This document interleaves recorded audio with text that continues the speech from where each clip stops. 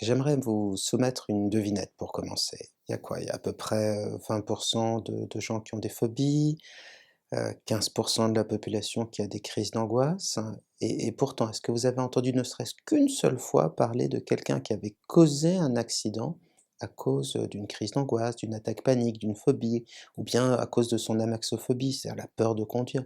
Non, jamais, et c'est plutôt étonnant parce que quand on y pense, quand vous pensez à la conduite, évidemment, il y a la peur de l'accident, il y a la peur de ce qui pourrait arriver si vous perdez le contrôle, mais jamais aucun accident n'a été créé par une phobie ou une attaque panique.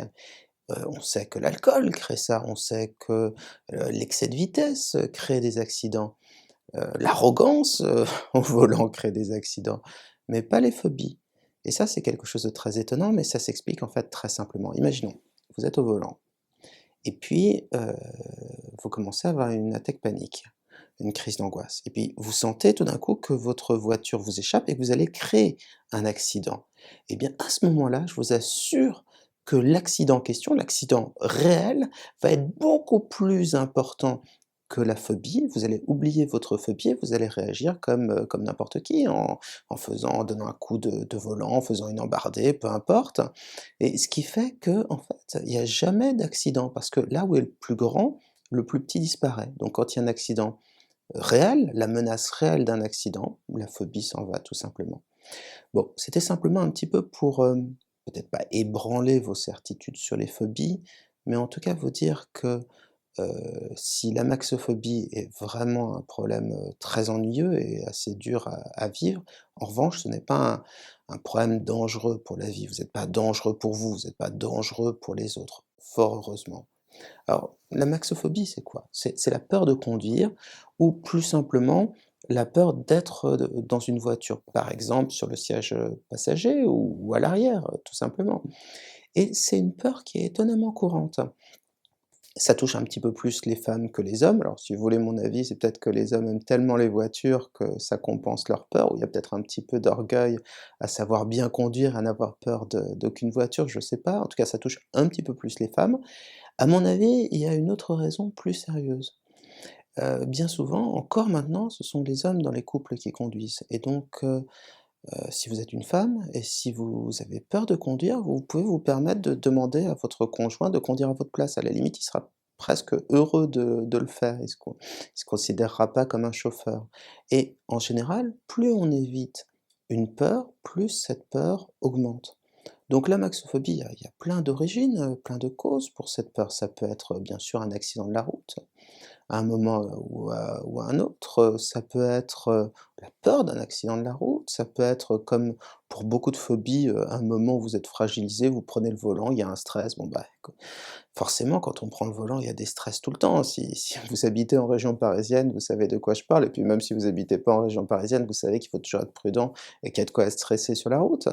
Mais donc ça peut avoir beaucoup de causes, mais l'une des causes également, c'est l'abandon progressif de la voiture. Il y a beaucoup de personnes qui passent le permis et puis ensuite pendant 1, 2 ans, 3 ans ne prennent pas le volant, et puis ensuite ont peur de reprendre le volant. Il y a beaucoup de personnes qui à un moment ou à un autre de leur vie arrêtent de conduire, trouvent des solutions de remplacement, ça va être les transports en commun, ça va être un chauffeur de temps en temps, ça va être le covoiturage, que sais-je encore, et la peur qui au début était petite, au fur et à mesure devient, de plus en plus grande, et pourtant, c'est quand même une peur qui peut être très handicapante pour faire ses courses, pour voyager, pour ne pas être dépendant des autres, et quand on regarde, un petit peu les articles, parlant de la maxophobie, on parle souvent de personnes dépendantes à propos des amaxophobes. C'est très injuste, parce que c'est la seule solution qu'on peut avoir, c'est de dépendre des autres.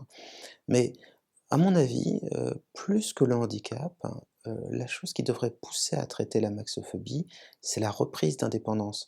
C'est le sentiment de liberté, c'est la possibilité de pouvoir faire exactement ce qu'on veut à n'importe quel moment. Alors il y a aussi des personnes qui ne consultent pas pour des raisons, toutes simples. Imaginons que, vous soyez amaxophobe, mais uniquement des autoroutes, pas des petites routes. C'est très, très courant ça. Eh bien, vous allez tout simplement éviter de prendre les autoroutes, vous prendrez 2 fois plus de temps pour aller, à votre travail, 2 fois plus de temps pour aller en vacances, mais ça passera et donc vous consulterez pas. Imaginons qu'au contraire, vous ayez peur, je ne sais pas, de conduire seul. Eh bien, vous trouverez toujours quelqu'un pour vous accompagner. Ce que je veux dire par là, c'est que souvent, dans la maxophobie, il y a des manières un petit peu de biaiser, de trouver des solutions alternatives et donc ça a tendance à faire durer la peur et à faire en sorte que les personnes prennent beaucoup de temps avant de conduire et puis aussi, il y a un petit côté, je suis pas maxophobe, je suis écolo. C'est-à-dire que je j'aime pas utiliser la voiture, ça me fait un petit peu peur. C'est une peur qui est acceptable et les peurs en général qui sont acceptables, on va pas les traiter. C'est comme le vertige. Il y a beaucoup de gens qui disent: «J'ai le vertige», ça c'est une phobie, mais ils iraient pas le traiter pour autant parce que le vertige, c'est quelque chose d'acceptable. Il y a beaucoup de gens qui sont claustrophobes, qui n'osent pas monter dans un ascenseur. Mais bon, ma foi, on prend les escaliers et on dit: «Je suis un petit peu claustro» et ça passe tout à fait. Donc comme il y a pas mal d'excuses qu'on peut trouver, eh bien, très souvent, on ne consulte pas et on laisse la peur prendre de plus en plus d'ampleur. Alors, pour la maxophobie, le traitement est paradoxalement plutôt simple. L'avantage, c'est que lorsque vous voulez vous désensibiliser à la peur, c'est-à-dire vous apprenez d'abord à vous détendre, à vous relaxer, par la respiration, la détente musculaire, la méditation, l'hypnose, tout est bon, hein, tout ce qui marche, est acceptable pour ce genre de traitement. Donc vous apprenez d'abord à baisser votre stress et puis ensuite vous apprenez progressivement à vous exposer à vos peurs et ce qui est formidable, c'est que autant n'importe quel humain peut développer une nouvelle peur à n'importe quel moment de sa vie, autant il est capable également de s'en débarrasser et cela passe par une exposition. Plus on affronte sa peur et plus on l'affronte en étant détendu, c'est-à-dire sans en ressentir l'angoisse, et plus la peur diminue jusqu'à disparaître. C'est ce qu'on appelle la désensibilisation.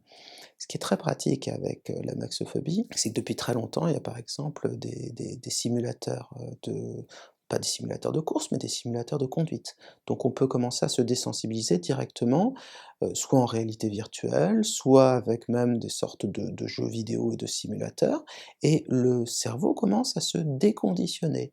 Et puis ensuite, il y a aussi quelque chose qui est formidable.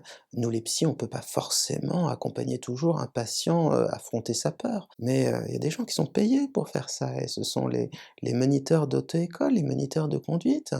Une fois que vous avez, débroussaillé, élagué le plus gros de vos difficultés, c'est-à-dire une fois que vous avez appris à être calme et à ne plus monter dans ces excès de stress que sont les attaques paniques, eh bien vous pouvez commencer tout doucement à reconduire avec un moniteur, d'auto-école.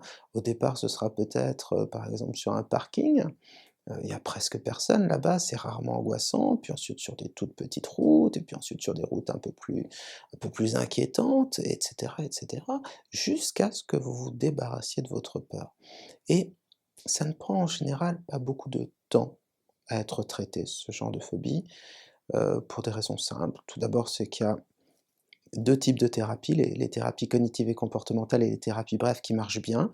On donne beaucoup d'exercices aux patients, donc ça permet de gagner du temps parce qu'on ne travaille pas uniquement en séance, on travaille à l'extérieur et puis justement parce que derrière, on peut rapidement réapprendre à se sentir bien au volant et c'est vraiment un déconditionnement. Ce que j'aimerais, c'est que vous fassiez une sorte de virage à 180 degrés dans votre esprit et que vous puissiez vous imaginer à nouveau au volant, en vous sentant bien et c'est ce que vous êtes capable de faire, un jour peut-être vous avez été à l'aise, au volant et simplement avec un travail protocolisé, c'est-à-dire organisé, vous allez réussir à nouveau à reprendre le contrôle et à conduire sereinement et puis même au bout d'un moment à avoir du plaisir à conduire.